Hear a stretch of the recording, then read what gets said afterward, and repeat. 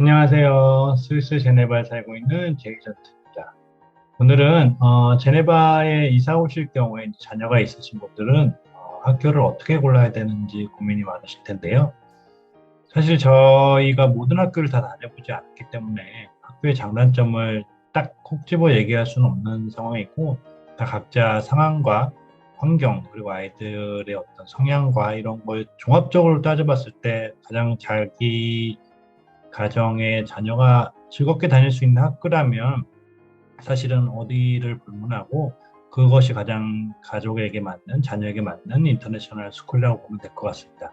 그래서 오늘은 어떤 학교의 어떤 시설이라든지 교육 장단점 얘기는 조금 배제하기로 하고, 학교의 위치가 어디 있고 학교의 종류들은 어느 것이 있는지 한번 같이 살펴보도록 할게요. 같이 출발해 볼까요? 혼니바 구글 지도를 함께 보면서 제네바 지역 근교에는 어떤 종류의 학교들이 있고 위치는 어디인지 같이 한번 살펴보도록 할게요. 먼저 저희가 유엔 오피스잖아요. 네, 우리가 흔히 아는 그 유엔 의자가 있는 유엔 오피스를 기준으로 한번 찾아보겠습니다. 먼저 네이버에서 제이전트라고 검색을 하시면 제 블로그에 손쉽게 접근할 수가 있어요. 블로그를 방문해갖고 밑에 보시면 모바일 화면은 좀 다를 텐데요. 제가 지금 PC로 설명을 드리니까 모바일도 마찬가지예요. 검색란이 있고 검색란에 국제학교 비용이라고 검색을 한번 해보도록 할게요. 국제학교 비용이라고 나오면 요 컨텐츠 제가 표시를 한번 해드릴게요. 요 컨텐츠 대충 국제학교 비용을 알아볼 수 있습니다. 눌러서 들어가 볼게요. 여러분도 따로 시간 내서 들어가 보시면 확인해 볼 수가 있습니다. 자, 먼저 저희 아이들이 다니고 있는 CDL, 컬리그드 레망이라고 하는데 줄여서 보통 이곳 사회에서는 CDL이라고 표현을 합니다. CDL이 있고 번째로는 인터내셔널 스쿨 오브 제네바라는 곳이 있습니다. 이곳은 학교가 3개의 캠퍼스로 나눠져 있어요. 각 지역에 좀 떨어져 있거든요. 이따가 구글 지도를 통해서 어디 어디인지 한번 알아보도록 할게요. 그래서 메인 분교는 라 그랑드 보아시에, 라그랑드 보아시에 줄여서 LGB라고 표현합니다. 이게 캠퍼스 인터내셔널 스쿨 오브 제네바의 본교이고요. 그다음에 좀 유엔에서 좀 더 가까운 캠퍼스 데 나시옹이라는 곳이 있고, 그다음에 저 조금 멀리 차를 타고 한 15분, 20분 정도 가면 샤반느라는 지역이 있는데 그쪽에 라 샤테리라는 줄여서 보통 저희는 라샤라고 해요. 라샤. 그런 3개의 분교가 있습니다. 비용은 CDL이나 뭐 인터내셔널 스쿨 오브 제네바랑 비슷해요. 연간 한 3,500만 원, 4천만 원 정도가 들어가고, 거기서 뭐 더 한다고 하면 뭐 4,500만 원까지도 들어가요. 왜냐면 학교에 이제 기본 비용이라는 입학 비용, 기본 비용이라는 게 이제 들어가는 게 있고, 거기에 이제 방과 후 활동들을 하게 되거나 아니면 보통 여름 겨울에 캠프들이 있어요. 캠프들을 한다든지 아니면 겨울에는 이제 스키 같은 것도 하잖아요. 학교에서 하는 스키도 있고 별도로 이제 자기 자녀들한테 수영도 스키나 수영 같은 걸 이제 계절별로 레슨을 시켜줘야 되다 보니까 그것도 이제 뭐 일종의 사교육비죠. 뭐 그런 것들을 다 치고 하다 보면 비용이 한 아이당 초등학생 기준으로 한 연간 4천, 4,500만 원, 정말 심하게 많게는 5천만 원 정도도 들어가기도 하고요. 게다가 그 꼴리그도 레만 같은 경우는 보딩 스쿨이 있어요. 그리고 보딩 스쿨에 보내면 비용이 거의 더블이 넘는다고 될 것 같죠. 아무튼 그런 비용들이 있어서 일단 제네바 기준으로는 이 CDL과 그다음에 인터내셔널 스쿨 오브 제네바 계열이 가장 학비가 비싸다고 보시면 될 것 같습니다. 그 밖에 또 뭐 브리티시 스쿨 오브 제네바라는 게 DSG라고 표현하는데, 브리티시 스쿨 오브 제네바가 비용이 좀 더 저렴하고, 그다음에 그 밖에 뭐 리옹이라는 동네에도 국제학교가 있고 여러 국제학교들이 있어요. 제네바 잉글리시 스쿨도 제네바 근처에 있는 학교고요. 여기도 마찬가지로 비용이 만만치 않습니다. 그렇게 학교별로 기준이 있어서 같은 해 기준으로 비용표를 정리해 놓은 게 있으니까 그걸 참조해 보시면 될 것 같고요. 그 다음에는 아까 그 화면으로 다시 돌아가고 학교에 보면은 보통 생활비라고 제가 표현한 부분들이 있어요. 학비랑 생활비가 보통 얼마나 들어가는지를 좀 확인해 볼 수가 있는데 뭐 당연히 이제 가족 구성원이라든지 어느 학교를 보내느냐, 뭐 어느 집에 사느냐, 뭐 어떤 만큼의 생활비를 지출하고 있느냐에 따라서 다 다르긴 하겠지만 일단 저희 집 기준으로 한 제가 내역을 정리한 게 있어요. 보통 보면은 뭐 집 같은 비용이 얼마 들어가는지, 뭐 월세, 그다음에 뭐 보험료, 뭐 자동차, 그다음에 유틸리티 비용, 그다음에 뭐 기타 등등 저희가 지출하는 내용을 한번 다 정리해 본 적이 있어요. 그걸 좀 참고해 보시면 될 것 같고 거기 중에서 지금 학교 얘기만 좀 집중적으로 하고 있다 보니까 학교 얘기를 좀 더 집중해서 들어가면 저희는 이제 아이가 두 명이잖아요. 지금 내고를 다시 쳐. 애가 두 명이기 때문에 거의 아이한테만 들어가는 게한 1,240만 원인데 거기에 이제 방과 활동비라든지 그다음에 여름 캠프, 겨울 캠프, 뭐 여름에 따로 뭐 별도로 하는 수영 레슨, 뭐 승마 레슨, 뭐 골프 레슨, 뭐 별의별 게 다 있어요. 또 남자 초등학생 같은 경우는 저 축구를 좀 잘해야 또 그 사회에서 잘 어울리고 축구를 한다든지 뭐 그런 것들도 엄청 비용이 많이 들어가고 특히 또 CDL 같은 경우는 초등학생까지는 또 교복을 입어요.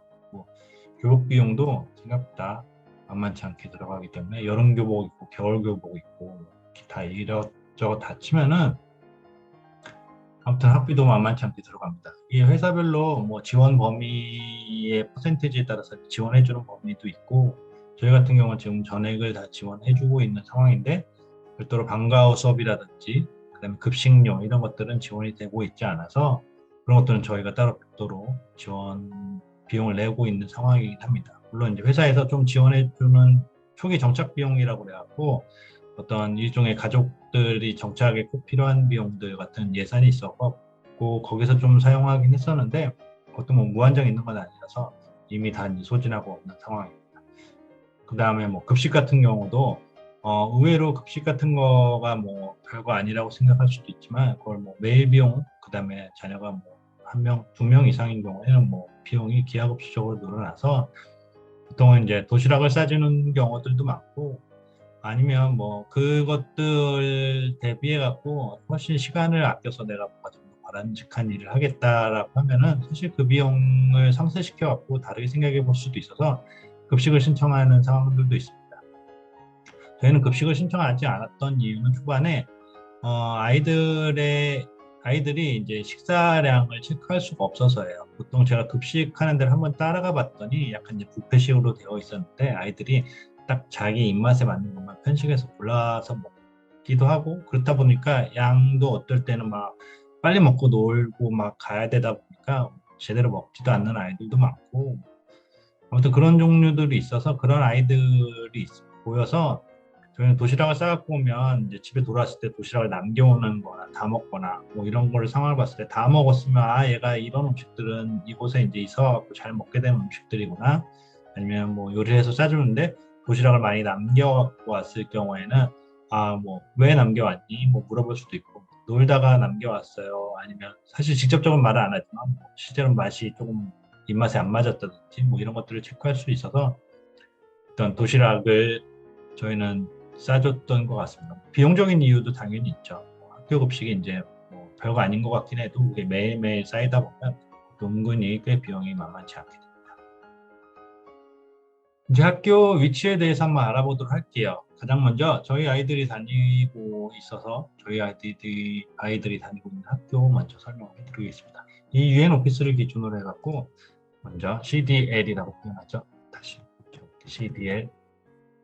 CDL은 꼴리그드 레망의 줄임말입니다.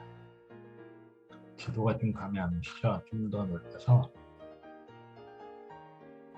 보통 뭐 저희 집은 여기인데 유엔 오피스를 기준으로 한다고 했을 때 차로 이렇게 가는 요 정도예요. 이게 한 차로 한 15분 거리 정도 되는데 저희 아이들은 스쿨버스를 타고 다니고 있기 때문에 스쿨버스를 타고 이렇게 학교까지 15분 정도로 갑니다. 동네는 볼수아라는 동네에 있습니다. 볼수아.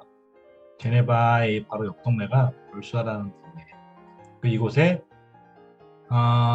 한국인들도 많고 미들스쿨, 하이스쿨, 그다음에 보딩스쿨 다니는 친구들도 있어서 정말 다양한 세계 각국의 나라의 사람들과 아이들 기준에서 친구들이 이 학교를 다니고 있는 상황입니다. 두 번째로는 인터내셔널 스쿨 오브 제네바 중에 유나이티드 네이션 오피스를 쳐볼게요. 여긴 좀 가까워요. 만약에 제네바 안에 시내에 살고 계시다면 아마 가장 가까운 학교가 아닌가 싶어요. 보통 대부분 집들을 뭐 요 정도 안에서 다 구하세요. 요 정도 범위 안에서 다 구하다 보니까 굉장히 가깝죠. 따지고 보면 아까랑 좀 비교해 드릴게요. 시대 같은 경우는 여기서 이만큼 가야 되는데 여기는 바로 여기니까 접근성이 굉장히 좋은 학교예요. 당연히 이제 레pu테이션도 있으면서도 접근성이 좋다 보니까 많은 학부형분들이 이 캠퍼스를 많이 보내시기도 하고 실제로는 이제 국제기구에 보내는 제가 이름을 잘못 썼네요. 인터내셔널 스쿨 오브 제네바.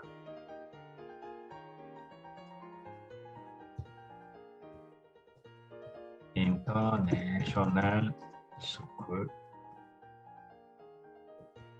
나시옹이라고 적을게요. 네, 바로 UN을 끼고 조금 돌아가면 바로 여기가 있습니다. 근데 여기는 좀 저희가 이 학교를 선택하지 않은 가장 결정적인 이유가 있어요.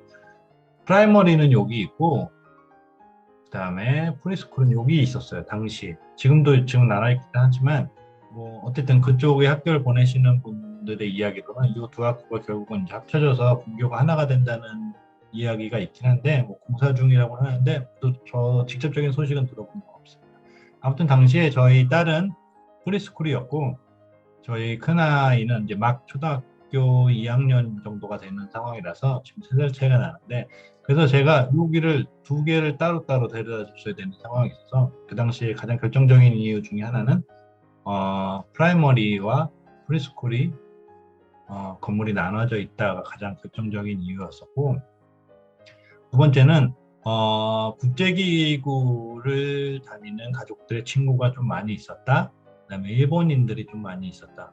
일본인들이 많았던 이유 중에 하나는 한 반에 일본인들이 뭐 2~3명, 많게는 3~4명 정도 되다 보니까 그들끼리 일본말로 소통을 하면서 자기들끼리 모여서 놀다 뭐 이런 얘기들이 좀 있었었고 아무튼 뭐 다 그냥 그 당시에 입학 설명회를 다 여러 군데를 다 다녀봤었는데 그 입학 설명회 때 그런 얘기를 당연히 해주지는 않고 뭐 다녔던 사람들의 이제 입으로 전해 내려오는 얘기를 듣다 보니까 뭐 그런 얘기들도 듣게 되고 또 한 가지는 아무래도 이제 국제기구에 근무하시는 분들이 많이 다니시다 보니까 아예 로컬로 근무하시는 분들 말고 파견이나 이렇게 뭐 업무차 오시는 분들은 결과적으로 뭐 2~3년이 지나게 되면 다시 이제 어디로 다시 떠나셔야 되니까 아이들 친구들이 이제 정서상으로 금방 사귀다 보면 정들만 하면 다시 떠나는 친구들이 있다든지 뭐 그런 입으로 전해 내려오는 소문을 듣고 그 당시는 이제 컬리그들에만 CDL을 결정하게 됐는데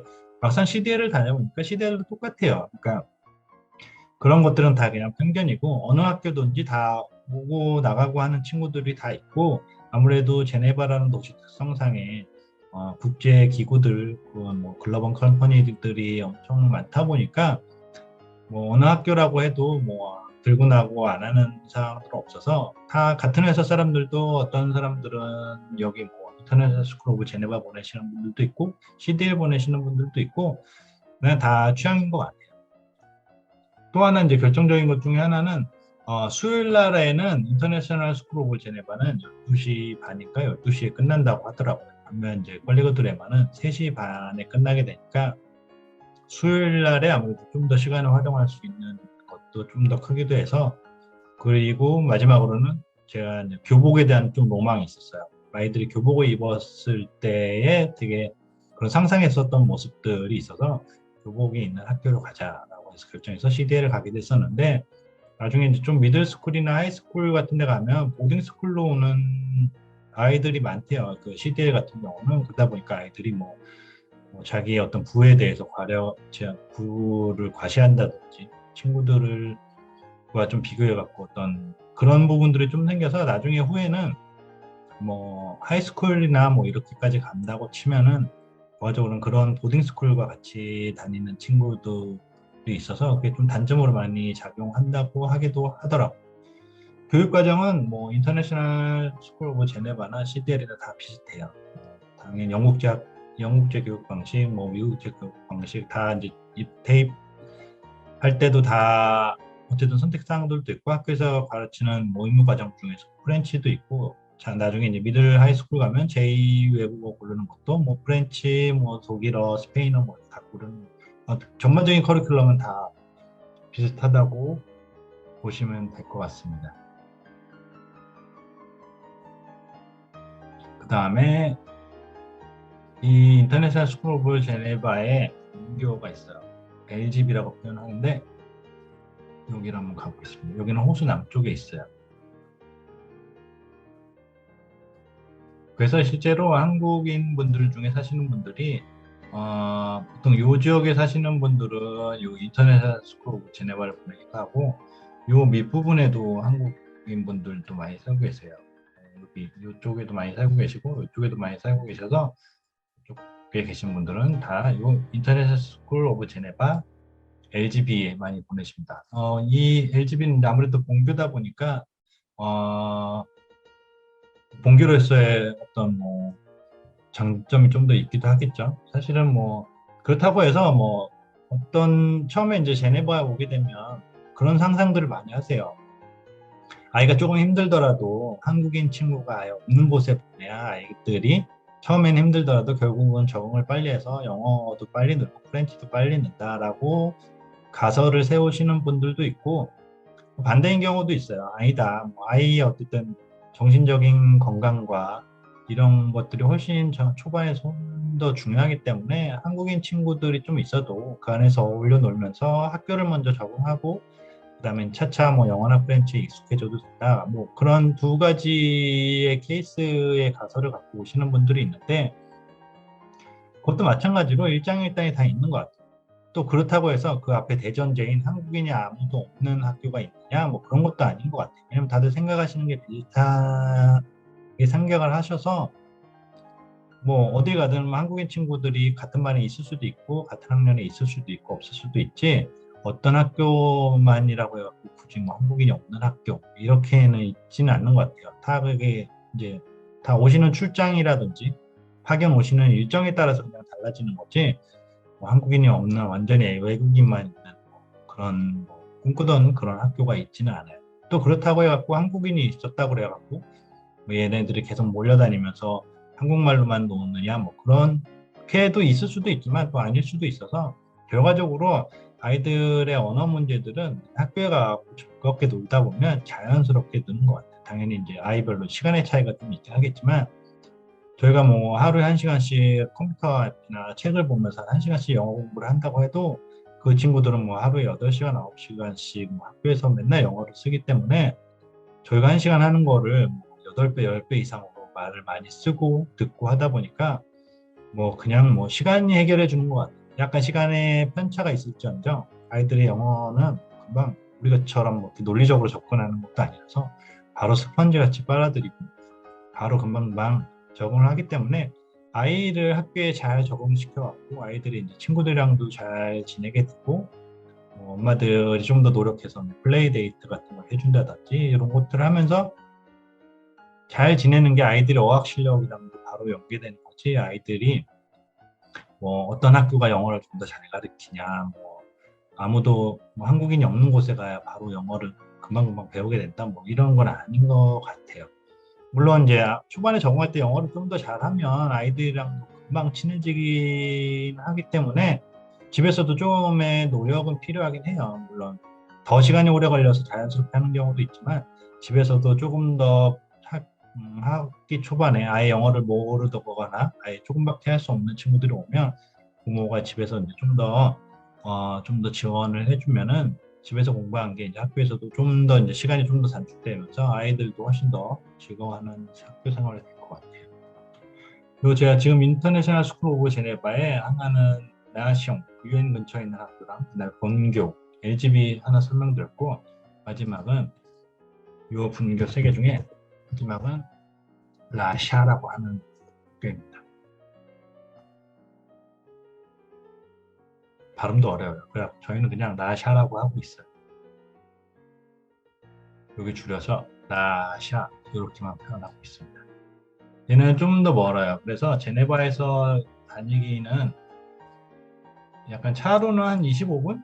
뭐 20분 정도는 25분 정도 걸릴 것 같은데 굳이 이 가까운 이제 두 캠퍼스가 여기 있고 여기 있잖아요.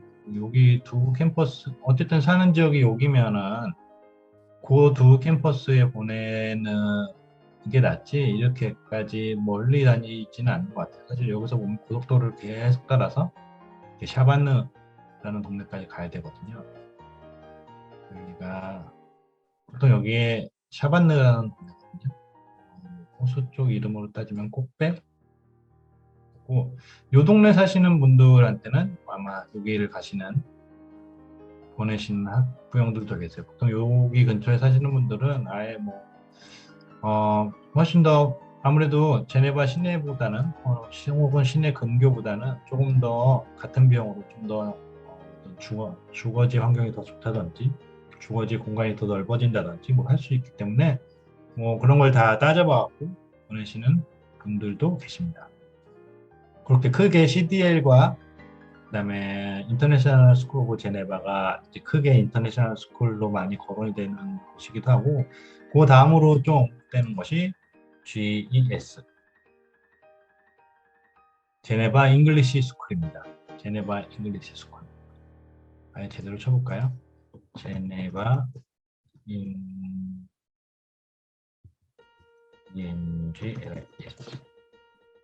잉글리시 스쿨 네 같은 곳입니다. GES라고 치셔도 됩니다. 얘는 이제 좀 더 가깝죠. CDL보다도 좀 더 가까워요. 보시면 아까 거기를 기준으로 했을 때 뭐 CDL이 요만큼까지 가잖아요. 그러면 걔는 중간에 있는 이 장도라는 곳에 있습니다. 장도라는 게 동네 이름이에요. 장도에 GS가 있습니다. 사실 캠퍼스 크기로 따지면은 뭐 CDL과 인터내셔널 스쿨 오브 제네바가 캠퍼스가 가장 컸던 것 같고요. 그 다음에 뭐 GES 뭐 이런 순위인 것 같아요. 근데 사실 캠퍼스 전체로 치면 뭐 CDL이나 뭐 인터내셔널 스쿨 오브 제네바가 가장 크긴 하겠지만 또 아이들이 다니는 딱그 프라이머리는 또 프라이머리 존이 있고 프리스쿨은 프리스쿨 존이 있어서 이걸 전체를 갖고 뭐 캠퍼스가 엄청 넓어서 뭐 우리 학교는 캠퍼스가 엄청 넓어서 뭐 되게 자유롭고 뭐 넓어 보이고 뭐 이런 거가 딱 정확하게 맞는 말은 아닌 것 같아요. 딱 초등학교의 프라이머리 쪽은 또 프라이머리 쪽에 있는 또 놀이터가 있고 운동장이 있고 뭐 그런 것이 있지 이게 뭐 전체를 놓고 크기를 비교하면서 학교를 결정한 일은 아닌 것 같아요. GES 같은 경우는 사실은 제가 듣기로는 영어가 좀 더 거의 네이티브까지 수준으로 가야 입학할 수 있는 정도의 수준이라고 들었었던 것 같습니다. 저희가 그때 입학 설명회 갔을 때 GES를 한번 문의를 해보니까 영어 수준이 얼마나 됐냐고 물어봤던 것 같기도 하고 그 당시는 아예 이제 저희 아이들이 영어를 거의 못하는 수준이었기 때문에 아예 이제 입학 조건이 별로 되지 않았던 것 같았어요. 뭐 캠퍼스도 또 그렇게 넓지는 않아서 사실 저희가 듣고 왔을 때는 아예 이제 두 학교만 얘기를 많이 들었어요. 인터내셔널 스쿨 오브 제네바나 CDL 쪽으로만 얘기를 많이 들었기 때문에 나중에 GES까지는 고려를 하고 있지는 않았어요. 아이들 영어 실력도 아직 그 정도도 되지도 않았기 때문에 이 GES들도 현지에 이제 거의 영어를 엄청 잘하시는 가족들이 많이 보내는 학교라고 들었습니다. 그 다음이 아마 브리티시 스쿨 오브 제네바가 것 같아요. 얘도 마찬가지로 인터넷 스쿨이에요. 브리티시 스쿨 오브 제네바 여기 있네요. 브리티시 스쿨 오브 제네바는 거의 시내 쪽에 있어요. 그 마찬가지로 여기라든지 뭐 이쪽에 사시는 분들은 접근성이 엄청 좋잖아요. 사실은 여기서도 바로 이렇게 가기도 하고 요 동네나 뭐 요 동네 사시는 분들은 바로 이 BSG 브리티시 스쿨 오브 제네바도 마찬가지로 줄여서 BSG라고 흔히들 말을 많이 합니다. 또 근데 다 인터내셔널 스쿨이 기본적으로 스쿨버스가 있어서 물론 뭐 유료긴 하겠지만 대부분 어디 살든 간에 원하는 학교가 있으면 거의 집까지는 다 스쿨버스가 되기 때문에 뭐 차로 맨날 데려다 줘야 된다든지 된다든지 뭐 그러지는 않을 필요도 있을 것 같긴 하고, 스쿨버스도 비용이 사실은 만만치 않은 비용이기 때문에 뭐 주거지에 따라서 고를 수 있는 학교가 있긴 할 텐데, 사실 저희가 여기를 했다가 선택을 안 한 이유 중 하나는 이렇게 뭐랄까 약간 학원 같은 느낌이 있었어요. 뭐 캠퍼스가 막 이렇게 있는 학교 같은 정식 학교 같은 느낌은 아니고, 이렇게 사진을 한번 보시면 알겠지만 약간 뭐랄까 학원 학교 같은 느낌이 좀 있어갖고, 저희가 굳이 뭐 선택사항이 더 있다고 하면 여기는 아직은 아닌 것 같아라고 해서 고려하지 않았던 학교이긴 합니다. 마찬가지로 이제 수업 과정은 다들 비슷하다고 보시면 될 것 같아요. 커리큘럼 같은 것도.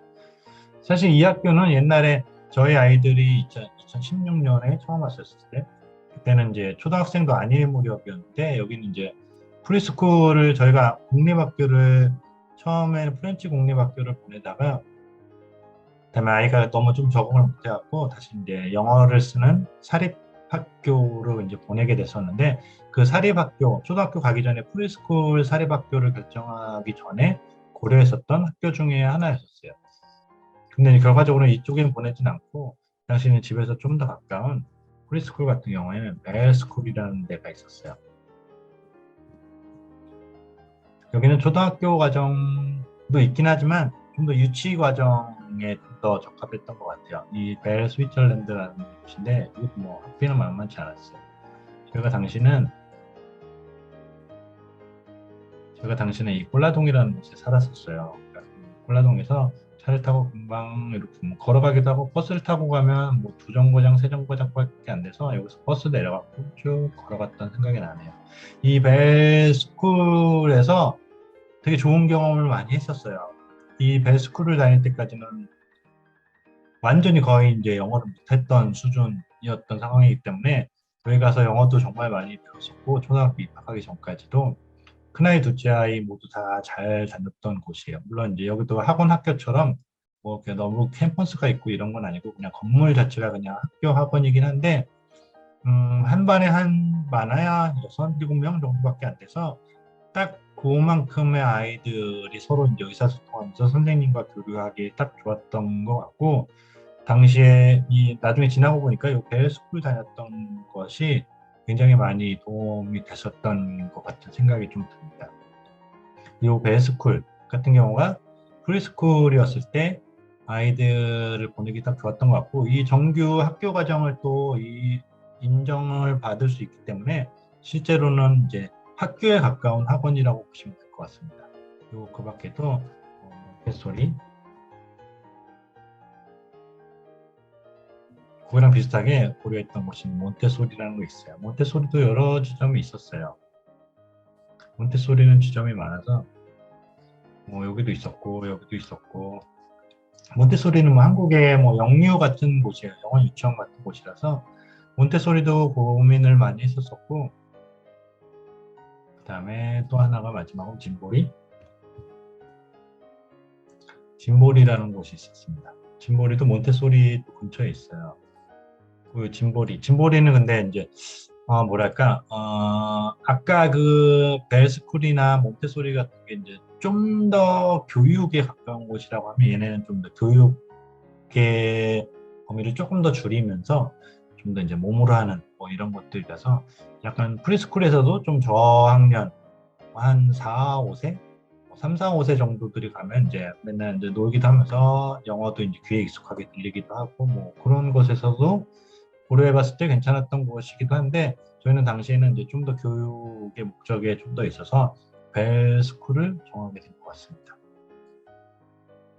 그 밖에 뭐 요 근처에 진볼이라는 곳 근처에 보면 뭐 이런 것도 있어요. 이런 게 약간 미술학교 같은 곳이에요. 미술치료라고 하지 않아요. 미술학교. 우리나라에 뭐라고 쳐야 되나요? 우리나라에도 뭔가 미술 선생님 같은 분들이 오셔갖고 이제 미술로 이게 미술을 포커스를 해갖고 이제 체험하면서 만지고 그리고 하면서 하는, 여기도 한 3, 4, 5, 6세 정도 과정, 3, 4, 5세 정도가 더 많겠네요. 그 정도 아이들이 어쨌든 어린이집 같은 데를 다니면서 보낼 수 있는 거, 뭐 이런 것들도 있고, 또 음악을 좀 더 포커스해서 하는 학교들도 있어요. 여기 좀 더 이렇게 올라오면 뭐 이런 곳 같은 경우는 아까는 이제 미술이 중심이었잖아요. 이런 것 같은 경우는 이제 음악이 중심이 된 유치원, 어린이집이라고 보시면 될 것 같습니다. 그다 같은 이제 특성이 있었어요. 그 대부분 근데 이런 것들은 약간 교육보다는 좀 더 보육에 좀 더 포커스가 된 곳이라고 보면 될 것 같아요. 아주 어릴 때, 3, 4, 5세 정도 됐을 때 만지면서 느끼면서 들으면서 뭐 보고 배우는 뭐 그런 과정들이 좀 더 포커스가 되어 있었고, 아까 그 벨스쿨이라든지 모ntessori 같은 경우는 좀 더 이제 교육, 아이들의 그 교육 과정에 좀 더 포커스가 되어 있는 곳이라고 보시면 될 것 같습니다. 그 밖에 뭐 이렇게 공동주택 같은 곳에 보시면은 뭐 이렇게 공동주택 같은 데 보면 뭐 이렇게 조그맣게 뭐 이렇게 있는 뭐 어린이집 같은 데가 있어요. 뭐 이런 건가? 좀 더 확대해야 나오나? 아무튼 그런 곳들도 있었는데 그런 곳들은 진짜 말 그대로 교육보다는 좀 더 보육에 가까운 곳이에요. 그냥 데이케어 같은 곳이라서 비용도 엄청 비싼데 사실은 이제 아이들이 초등학교는 어떻게 돈 내고 사립학교는 갈 수 있지만 물론 이제 티오가 있다는 전제하에서 더 어린 아이들, 프리스쿨보다도 더 어린 아이들은 사실 여기 공립유치원 같은 데를 보내려면 대기 줄이 엄청 길어요. 사실은 여기 바로 와갖고 공립유치원을 간다는 거는 현실적으로 좀 불가능한 일이기도 하고 뭐 아주 운대가 좋으면 맞을 수도 있긴 하겠지만 그런 공립유치원은 이제 대기를 걸어놓고 뭐 찾다가 뭐 이런 집 근처 이런 데를 보내긴 하는데 얘네도 비용이 만만치는 않아요. 그래갖고 그것도 이제 블로그에 아마 검색을 하면 비용이 아마 나올 거예요. 그런 것들은 사실은 저희가 보내봤을 때 결과는 교육보다는 보육에 좀 더 가까운 곳이었어요. 영어도 하지 않고 아무래도 동네이다 보니까 당연히 프렌치를 쓰게 되고 또 생각 같아서는 그런데 좀 일주일에 뭐 서너 번 아니면 많게는 뭐 5일 정도 계속 아침 저녁 혹은 오전반만 오후반만 이렇게 다니다 보면 프렌치가 늘지 않을까 뭐 이런 생각은 있었긴 하지만 그렇게 썩 또 늘진 않더라고요. 그래갖고 그렇게 왜 프렌치를 쓰는 아이들과 같이 있는다고 해서 프렌치가 늘지는 않는 걸 봐서는 뭐 생각보다 추천하지는 않는 그런 상황입니다. 차라리 어떤 약간 영어를 쓰면서 사교육을 하는 그런 학원 학교 같은 데를 보내는 게 훨씬 더 경험상으로 좋았던 것 같습니다.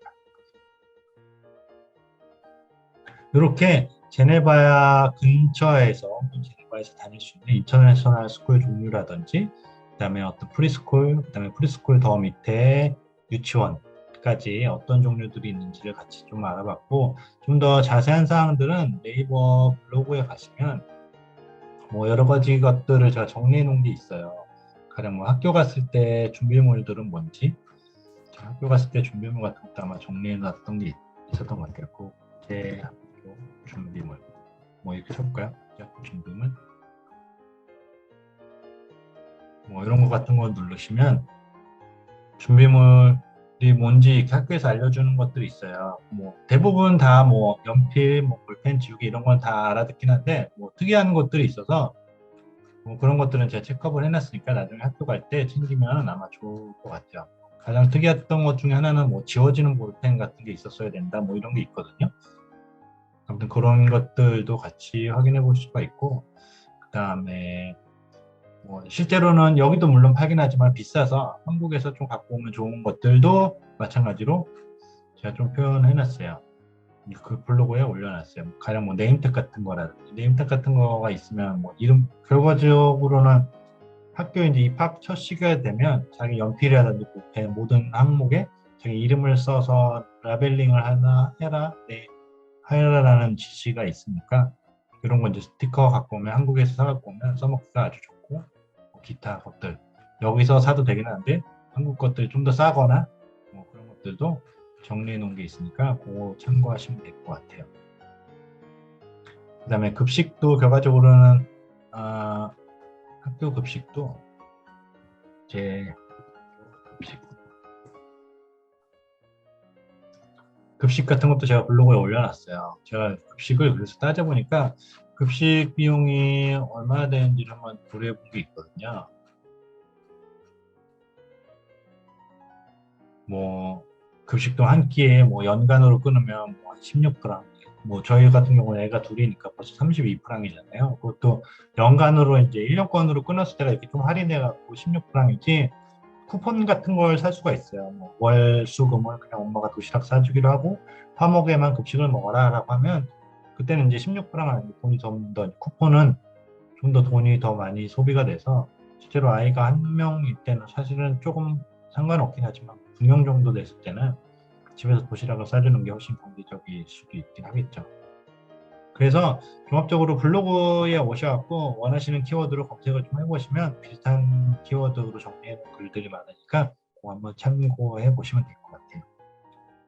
오늘 국제학교 알아본 리스트들 잘 참고하셨다가 나중에 제네바 이사 오시게 되시면 아이들 학교 선택에 있어서 종합적으로 학교 설명회를 다 다녀보신 다음에 종합적으로 판단을 해보시면 되고, 사실은 내가 어떤 학교를 골랐다 그래서 뭐 비교할 건 아니고 내가 고른 학교에 우리 아이들이 가장 잘 다니는 것이 그게 가장 현명한 선택이니까요. 사실은 학교 결정한 다음에는 사실은 별로 고민할 필요는 없이 우리 아이가 어떻게 하면 그 학교에 가장 잘 적응해갖고 친구들하고도 잘 지내고 학교 선생님하고도 잘 지내면서 행복하게 학교 생활을 할 수 있는지에 대해서 포커스를 하시면 될 것 같아요.